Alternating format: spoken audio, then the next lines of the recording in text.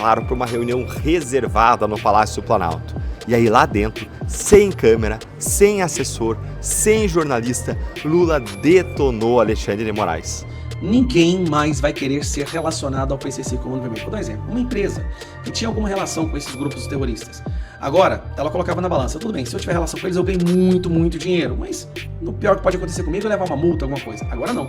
Todas as empresas e todas as pessoas vão pensar 2 vezes antes de ter alguma ligação com o PCC, porque essa pessoa pode deixar de existir no mundo financeiro, no mundo bancário, perder visto, vários outros privilégios. Ninguém vai querer fornecer serviços ou produtos para essa pessoa ou para esse grupo.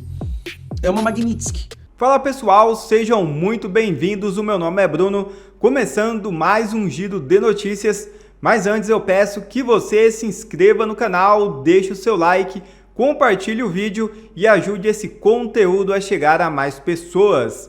Bora para o vídeo!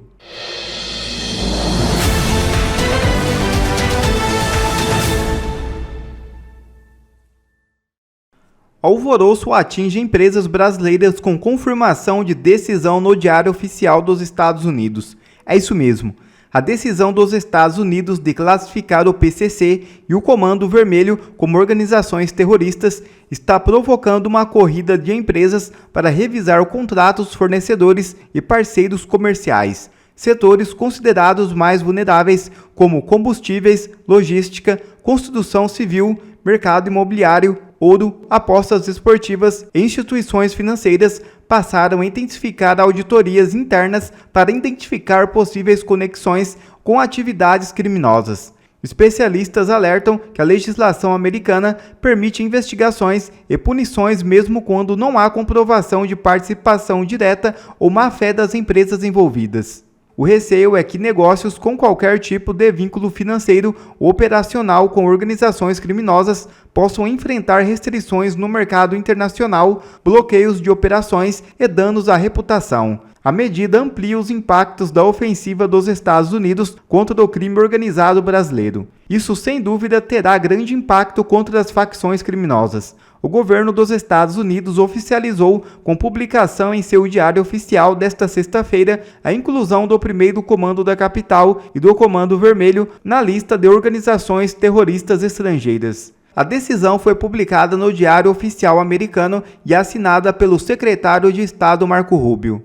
Com a medida, PCC e CV passam a ser tratados dentro do mesmo arcabouço jurídico utilizado por Washington contra organizações terroristas e grupos criminosos transnacionais. A classificação permite o bloqueio de bens e ativos eventualmente ligados a facções em território americano, além de restringir transações financeiras, ampliar mecanismo de cooperação internacional e impedir a entrada de integrantes dos grupos nos Estados Unidos. As instituições financeiras também ficam obrigadas a informar às autoridades qualquer movimentação suspeita relacionada às organizações. Além da lista de organizações terroristas estrangeiras, as facções também foram incluídas na categoria de terroristas globais especialmente designados, ampliando o alcance das sanções financeiras e restrições impostas pelo governo americano. Enquanto muita gente da imprensa e da esquerda dizia que essa classificação do PCC e Comando Vermelho como organizações terroristas não teriam nenhum impacto no Brasil, nenhum impacto na perseguição, na punição, no desmantelamento dessas facções criminosas, ou agora conhecidas como organizações terroristas, eu vim aqui nesse vídeo te provar que isso é uma mentira e já está tendo impacto sim. Organizações terroristas dessa magnitude, com uma estrutura tão complexa quanto essas, não conseguem sobreviver sem prestadores de serviço, fornecedores, contas bancárias, sem formas de fazer transferências de grandes montantes de dinheiro. Elas não conseguiriam sobreviver. Elas voltariam a ser grupos de vagabundos criminosos vendendo droga ali em alguma comunidade dominada pelo crime organizado. E agora eu vou mostrar para vocês já está acontecendo consequências dessa classificação. Mudança de status de PCC e Comando Vermelho leva empresas a vasculhar conexões para evitar punição dos Estados Unidos. É o seguinte, qualquer empresa, qualquer CNPJ ou pessoa que estiver tendo negócios, que estiver acobertando, dando guarnição a pessoas ligadas a organizações terroristas, serão sancionadas. Então, um banco que sabidamente mantém uma conta bancária de uma pessoa que faz parte do PCC, ele pode sofrer uma sanção, pode sofrer uma multa. Uma empresa de avião, por exemplo, que vende passagens aéreas para uma pessoa ligada ao PCC, uma locadora de veículos, qualquer empresa ou qualquer pessoa que tiver ligação com o PCC e o Comando Vermelho poderão ser sancionadas. Aí ela perde sua conta bancária. É como se fosse uma Magnitsky. Ela leva a sua própria Magnitsky, certo? O que está acontecendo? Setor financeiro, companhia de combustíveis, botijão de gás, logística, construção, ouro e bets são consideradas mais vulneráveis. Legislação dos Estados Unidos permite investigar e punir empresas mesmo sem provas de má-fé. Preocupadas com o novo enquadramento do PCC, Primeiro Comando Capital e Comando Vermelho, como organizações terroristas pelo governo dos Estados Unidos, as empresas brasileiras iniciaram uma varredura para identificar parceiros que possam ter alguma conexão com facções, sejam clientes, fornecedores ou prestadores de serviço, segundo especialistas consultados pela Folha. Depois desse diagnóstico, as companhias vão analisar se e quais deles podem ser excluídos de suas redes de negócios, para evitar sanções futuras. Então vamos lá. Fundos de investimento que for usado para lavar dinheiro do PCC e Comando Vermelho, ou recebe dinheiro ligado ao PCC e Comando Vermelho, esses fundos de investimento deixam de ter conta bancária, deixam de poder fazer transações internacionais. E as pessoas envolvidas nesse fundo perdem seus vistos, não podem viajar para os Estados Unidos. São inúmeras sanções que podem destruir a vida de alguém. Isso deixa agora o PCC e o Comando Vermelho como se fossem organizações radioativas. Ninguém vai querer fazer parte delas. Fintechs, bancos, bets, ninguém. Vou dar um exemplo para vocês. Vamos lá, vocês se lembram dessa matéria aqui, ó? Investigação da PF indica pagamentos de PCC ao The Intercept Brasil. Intercept Brasil é aquele sitezinho, blogzinho de esquerda, que é uma das coisas mais horrorosas, né, que se traveste de jornalismo no Brasil.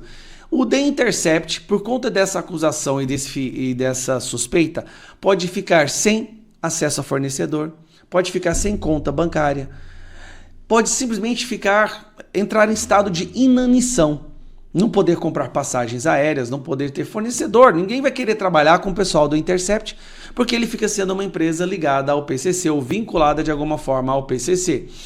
Olha só, olha que matéria interessante. Ex-contador de Lulinha é alvo de operação contra a PCC. Esse aqui é o ex-contador do Lulinha. Curiosamente, é o cara que lava o dinheiro do PCC. Esse cidadão aqui vai ficar sem conta bancária, sem cartão de crédito, sem poder viajar de avião, sem ter visto, sem várias regalias ou privilégios. Ele perde direitos, na verdade, não são nem privilégios. Eu estou dizendo direitos. Tem outro que chamou a atenção, que é esse aqui, ó. Lula recebeu no palco e cumprimentou mulher presa hoje sob acusação de integrar o PCC. Você tá vendo essa mulher aqui, ó? Ela estava no palco com o Lula cumprimenta ela. Essa mulher foi presa por ser integrante do PCC. Então, se o Lula tem vínculo com essa mulher, ele fez um evento aqui gigantesco no Moinho, entregou umas casas, depois foi-se descoberto que o PCC estava cobrando dinheiro para as pessoas saírem de suas casas.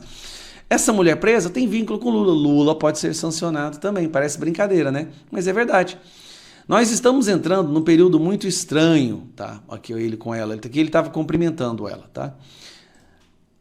Essa decisão de classificar a PCC e Comando Vermelho tem impacto imediato, sim.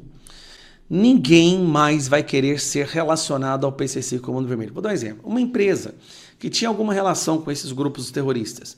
Agora, ela colocava na balança, tudo bem, se eu tiver relação com eles, eu ganho muito, muito dinheiro, mas o pior que pode acontecer comigo é levar uma multa, alguma coisa. Agora não.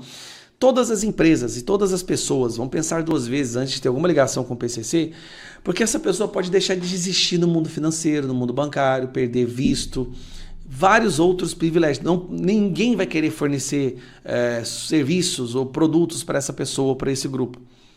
É uma Magnitsky. Lembra que os bancos começaram a cortar o cartão de crédito do Alexandre de Moraes da Magnitsky?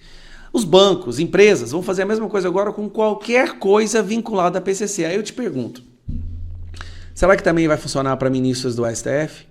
Ministros do STF que, sei lá, tem alguma ligação com o PCC e o Comando Vermelho, que defendam o PCC e o Comando Vermelho, que deem habeas corpus para terroristas, traficantes do PCC e Comando Vermelho, será que essas pessoas também vão sofrer alguma espécie de sanção?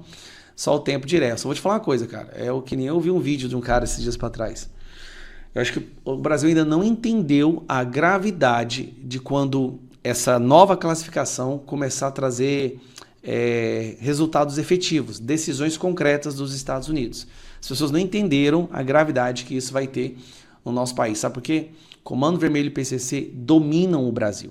Eles têm vereadores, deputados, governadores, tem até presidente, tem juízes, tem ministro do STF. Eles têm empresas gigantescas. Eles não são mais aquelas pessoas que ficam com um fuzil na mão ali em comunidades dominadas pelo tráfico, não. São colarinho branco mesmo, de caneta Montblanc, relógio de $60 mil. Tá? É outro nível. Esse povo controla o Brasil. E agora serão perseguidos por uma máquina que tem o poder sim de colocar medo no coração deles. Não. Até o Lula detona o Moraes pelo escândalo do Master. Olha aqui comigo o que foi que a jornalista Bela Megali publicou hoje no Globo. Eu li agora e eu te conto aqui do aeroporto porque eu achei isso bizarro. O escândalo do Banco Master está finalmente rachando a base de sustentação do STF. E quem que está jogando uma bomba aí em cima do Moraes é o próprio Lula. Acompanhe aqui comigo essa matéria aqui intitulada A Crítica de Lula a Moraes em Conversa com 2 Ministros do Supremo. Aliados de Lula não escondem. A ferida está aberta quando o assunto é Alexandre de Moraes. A atuação do ministro para barrar a aprovação do Messias para o STF ainda gera incômodo no presidente. Lula deixou clara a indisposição, inclusive para colegas de Moraes na corte.